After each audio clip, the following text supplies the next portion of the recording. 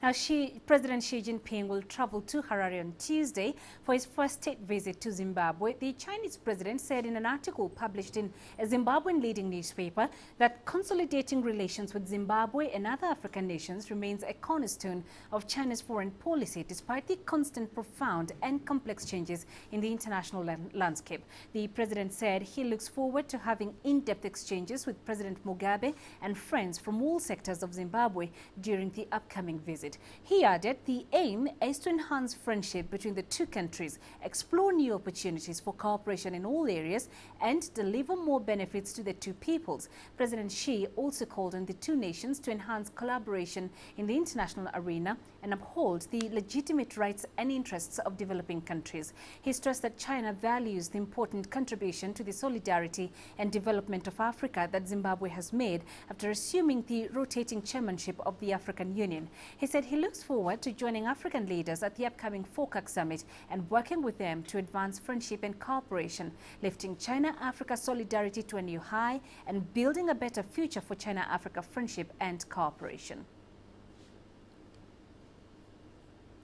After more than a decade of economic crisis, Zimbabwe seems to be bouncing back with heavy investment in development projects and also infrastructure. A lot of experts believe that the Southern African country's economic takeoff is as a result of its partnership with China. In an exclusive interview with CCTV Africa, former Zimbabwe ambassador to China said that President Xi Jinping's visit will jumpstart a new and exciting chapter for Zimbabwe.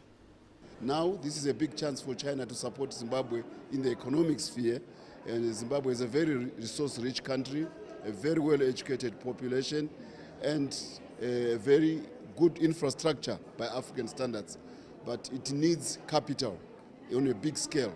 We need capital on a massive scale, and this visit is coming at a right time when China has become a net exporter of capital.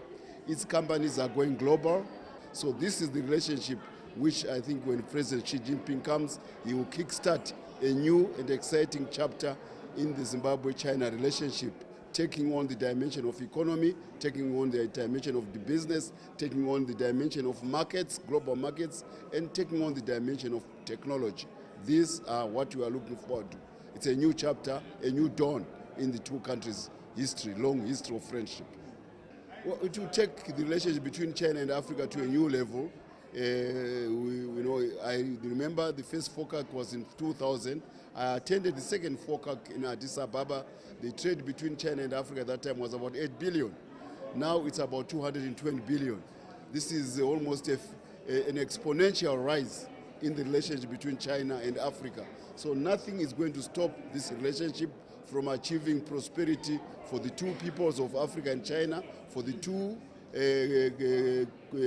regions, developing regions, Africa and China. This is what we are going to see being discussed in South Africa at the China FOCAC Summit. It's a landmark event marking the maturity of a relationship which has still got so much more to offer to the world. South Africa is a young population. Africa has a lot of resources. China has got a big market. China now has technology. China now has capital. All these things are what Africa needs. Without capital, a country cannot develop. And China has opened up the capital markets to Africa at a level unprecedented in history. Because up to now, the bane of Africa, the challenge of Africa, has always been the misallocation of capital by the Western countries.